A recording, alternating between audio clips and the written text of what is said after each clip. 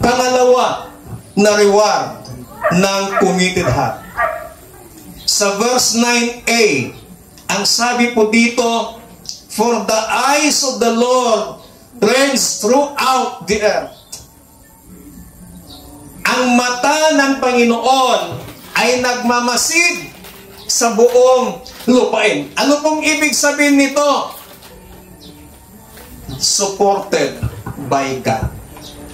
Ang tao na committed sa Panginoon, you are supported by God.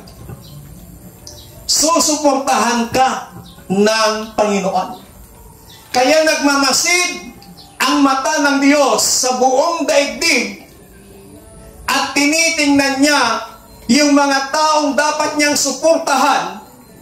Sino yung mga taong dapat niyang suportahan? Ang sinasabi ng ating binasa, ito yung mga taong committed yung kanilang puso sa Panginoon. Ito yung mga taong committed yung kanilang paglilingkod sa Panginoon. Ito yung mga taong committed sa pagmamahal sa ating pong Panginoon. They are supported by God.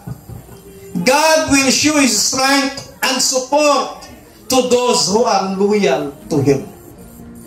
Kung ikaw ay may matapat na puso, kung ikaw ay tapat na naglilingkod sa Panginoon, kapatid, susuportahan ka ng Diyos. Susuportahan ka ng Panginoon. Meron pong isang kwento ng taong ito ay nasa abroad.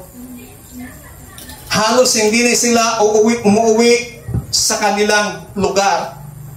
At dumating yung time ng taong ito ay nakapag-isip dahil yung kanilang katiwala sa kanilang lupain na naiwan dito sa Pilipinas ay panahon na dahil nakita nila yung kanyang katapatan. Tuwing harvest time ay nagre-remit ang kanilang katiwala sa kanila. So for how many years, ganun po yung ginagawa. Kaya nag-usap itong mag-asawang, sabi niya, mahal, sabi ng lalaki, kailangan gantimpalaan natin yung ating katiwala. Pero huwag nating sasabihin. Kunyari, sabi ng lalaki, uwi tayo sa Pilipinas, magpo-for-good na tayo, at kailangan magpatayo tayo ng bahay. At ito ang ibibigay natin na budget. Pero hindi tayo uuwi. Hayaan natin yung ating katiwala ang paggawa ng lahat. Pagkatiwala natin sa Kanya. So, pumayag yung babae sa kanilang kasunduan. Ang sabi niya, sige mahal. Isang araw tinawagan ni lalaki yung kanilang katiwala at sinabi yung magandang balita na magpo-for-good na sila dito sa Pilipinas at kailangan bago sila mag-for-good, makapagpatayo muna ng isang bahay. At dahil doon, natuwa naman yung kanilang katiwala at kumontak ng mga engineers, nagpagawa ng plano, at pagkatapos noon, ibinigay ng katiwala yung mga plano doon sa kanyang amo at sinabi yung budget. So, pinadala lahat nung mag-asawa sa kanilang katiwala yung pera na gagamitin. At sinabi doon kung ilang buwan bago matapos yung bahay na ipapatayo. So, nakalagay sa plano 6 months, tapos na yung bahay. Alam nyo ho, ang ginawa nung katiwala, kinausap niya yung mga engineers, yung foreman na gumagawa, yung budget na sinabi is 3 million, ang sinabi nung katiwala, gawin lamang 1 million. At ang mga gagamiting materyales ay mga substandard. Yung nasa isip ng katiwala, kapag umuwi na, nag-for-good na yung mag-asawa, wala na rin siya. So, ibig sabihin yung pinatayong bahay, hindi po matibay. So after 6 months, dumating ngayon itong mag-asawa sa Pilipinas. At tuwang-tuwa sila dahil napakaganda yung bahay sa labas at sa loob, napakaganda. Nilibot ng mag-asawa, tuwang-tuwa sila. Wala silang kaalam-alam na ang mga materialis na ginamit ay substandard.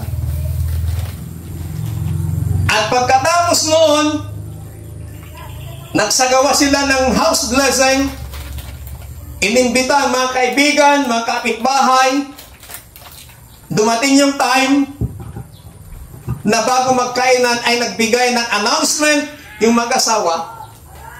At yung announcement na yon ang sinabi ng mag-asawa na sa maraming taon na paninilbihan ng aming katiwala ay napagkasundo namin ng mag-asawa, sabi niya, aking asawa, sabi ng lalaki, na bibigyan namin siya ng isang gantimpala. Dahil naipakita niya yung kanyang katapatan sa amin.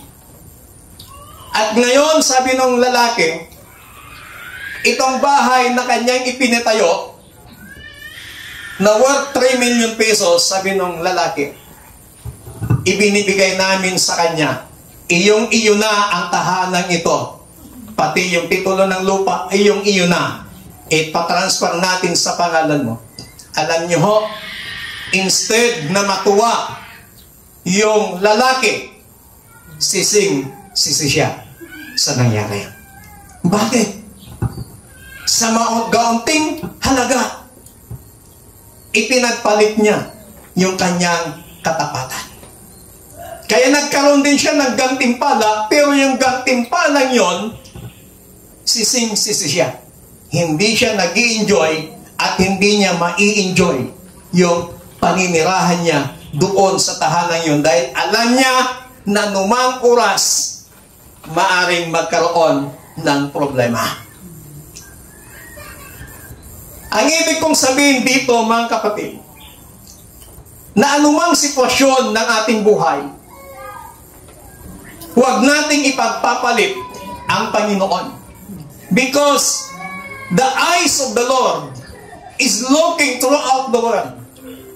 At hinahanap niya yung mga taong loyal sa Kanya. Hinahanap niya yung mga tapat sa Kanya. At yun, yung Kanyang susuportahan. Kaya yung gantimpala ng committed heart, you are supported by God. Ikaw ay susuportahan ng ating pong Panginoon. God is a God who lacks nothing. And therefore, He gives everything. Ang Diyos nating pinaglilingkuran, kailanman ay hindi po nagkulang. At maaari niyang ibigay ang lahat ng iyong pangangailangan.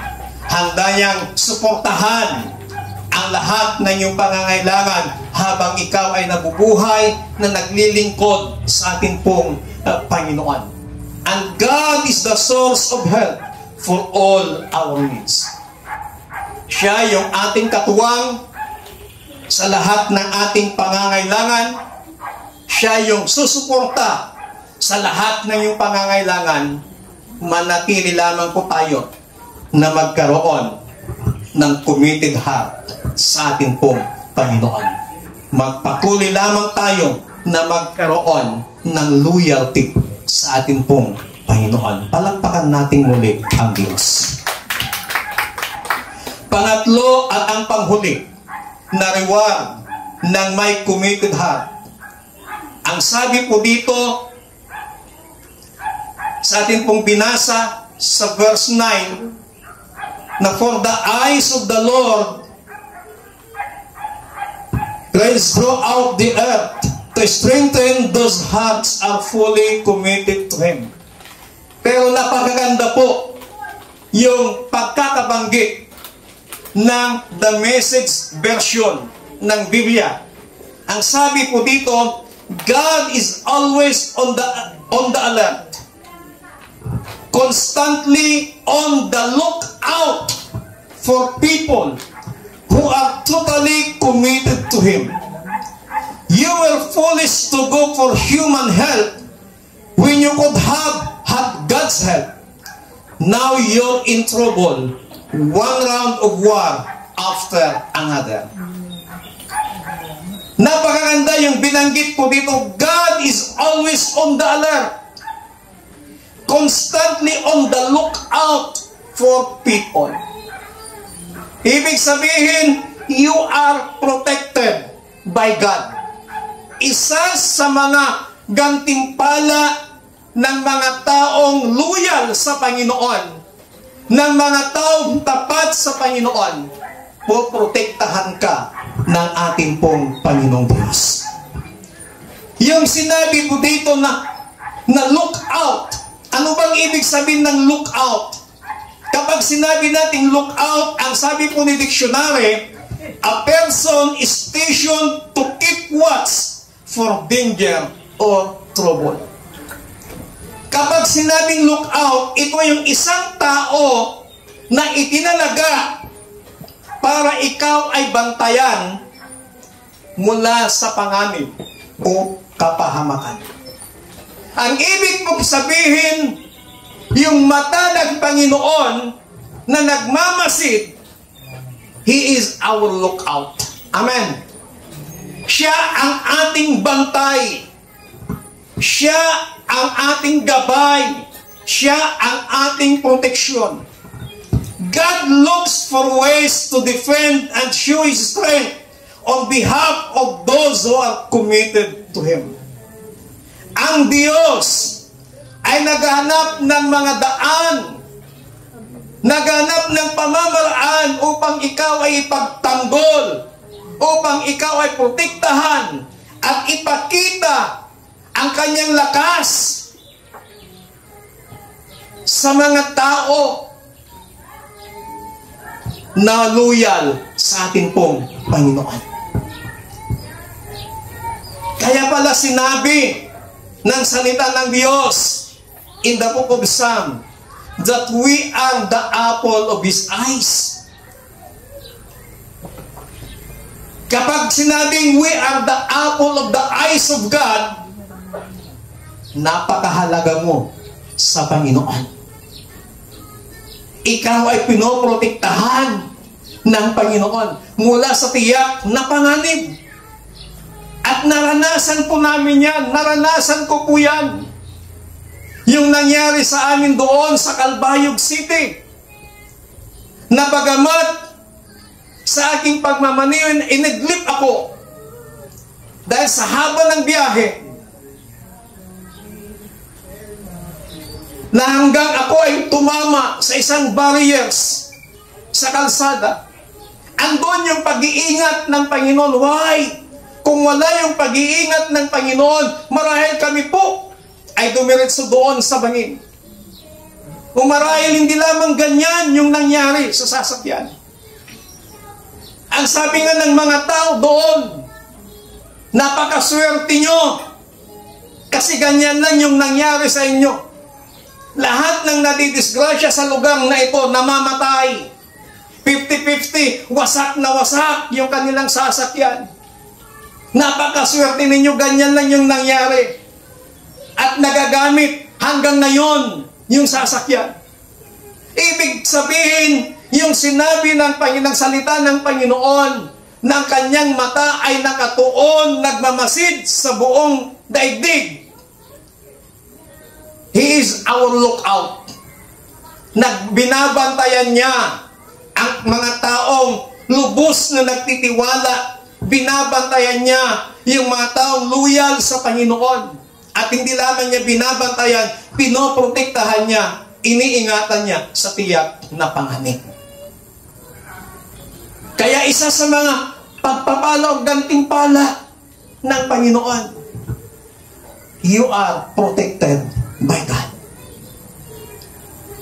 Marahil tanungin niyo, Pastor, bakit walang material dyan na gantimpala na ibinigay ng Panginoon sa mga taong loyal sa Kanya? Alam niyo, secondary na lamang yun. Susunod na lamang yun.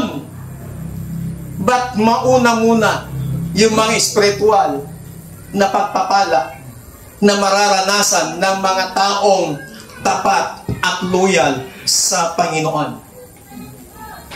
Pinoprotektahan ka ng Diyos. Aanhin mo ang maraming pera. Kung ang sakit mo naman ay hindi kayang gamutin ng doktor. Aanhin mo ang maraming pera kung ikaw naman ay walang kapayapaan sa buhay.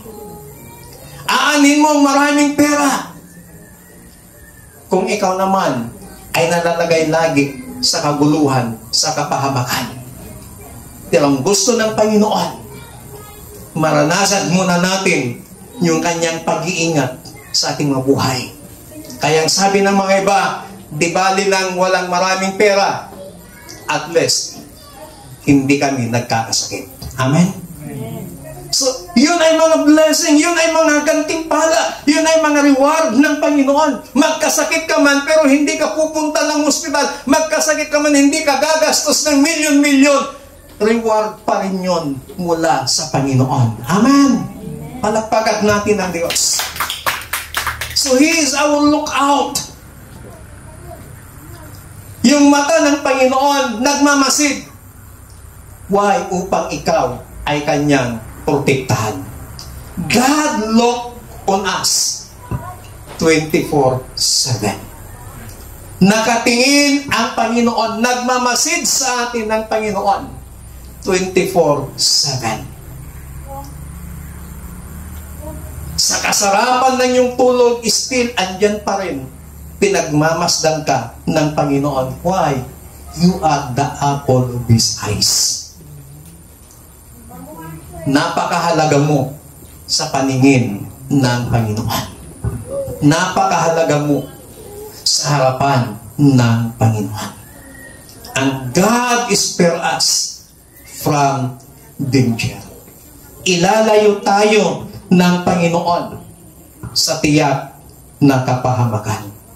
Ang nais lamang ng Panginoon na makita niya sa atin sa kanyang pagmamasid sa buong daigdig ay isa ka sa mga makita niya na loyal o tapat sa Panginoon.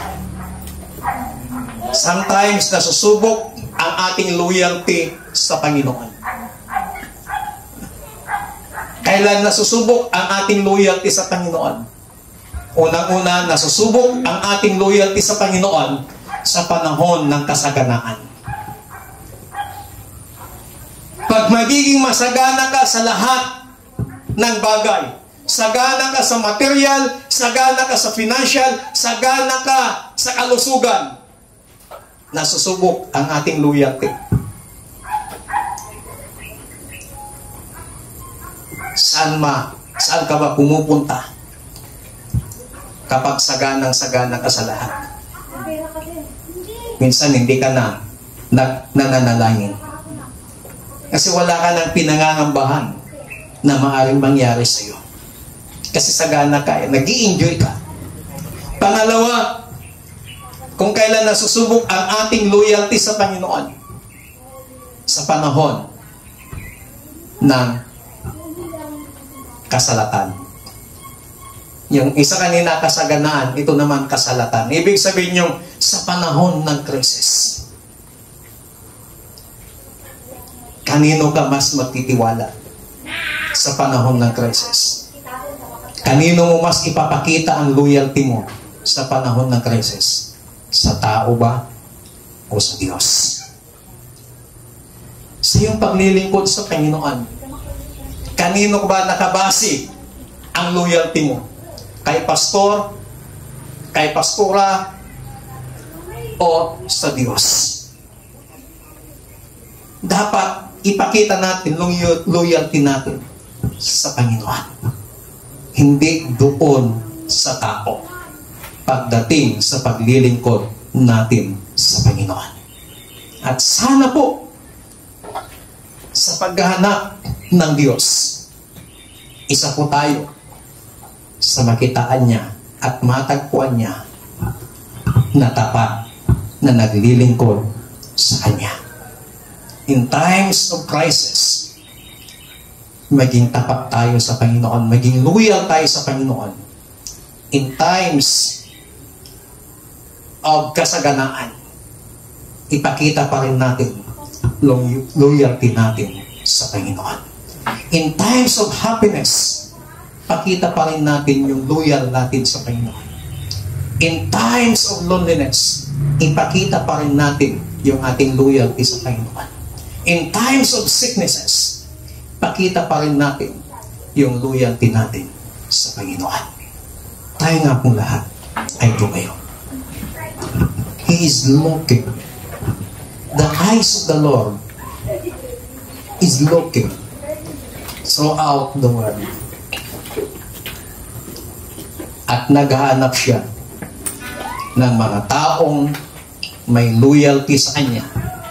Naghahanap siya ng mga taong may committed heart. At nawa, isa ka sa matagpuan ng Panginoon na loyal sa Kanya. Hallelujah. Oh, we praise you, Jesus. We glorify your name, God. Isipin mo, kapatid, kailan ka ba hindi naging loyal sa Panginoon? Kailan ka ba hindi naging tapat sa Panginoon? At mula sa iyong kinatatayuan sa umagang ito, kailan ka nagkulang?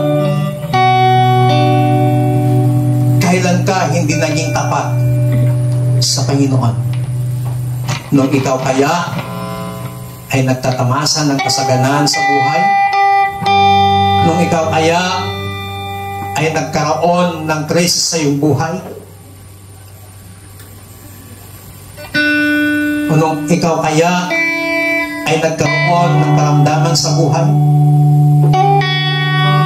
Pero kung ikaw ay tapat at loyal sa Panginoon, whatever the cost and whatever things na maranasan po natin, hindi natin ipagpapalit ang Panginoon.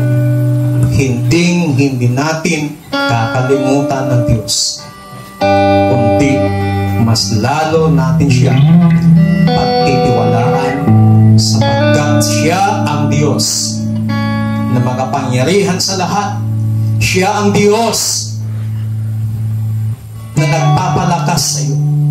Siya ang Diyos na sumusuporta sa iyo. At siya ang Diyos na nagpoprotekta sa iyo. Nawa, sa umagang ito, maging challenge sa atin ang salitang ito ng Panginoon, na maipakita natin sa harapan ng ating Panginoon that we have a committed heart, that we have a loyalty to Him, habang tayo ay patuloy na naglilingkod sa Kanya. Panginoon, sa umagang ito, maraming salamat sa iyong masalita namin pong napakinggan, na muli tinuruan mo kami na maging loyal sa iyo. Tinuruan mong muli kami na maging tapat sa iyo, Panginoon. At ipinakita mo sa amin yung mga rewards ng mga taong merong loyalty sa inyo. Panginoon, sa paghahanap, sa pagmamasid ng iyong mga mata sa buong daigdig, naway isa kami sa makitaan mo na mayroong committed heart, mayroong loyalty sa inyo, Panginoon. Salamat sa iyong masalita. Patuloy mo kaming gabayan, patuloy mo kaming pagpalain, at patuloy mo kaming tulungan. Panginoon, patuloy mong iparanas sa amin na kami ay yung pinapalakas, na kami ay yung sinusuportahan sa lahat ng aspeto ng aming mabuhay, at kami ay yung iniingatan. Marami pong salamat We give you all the glory, praises, thanksgiving, and adoration. In Jesus Christ, mighty name we pray. Amen. Palakpakan natin muli ang Panginoon.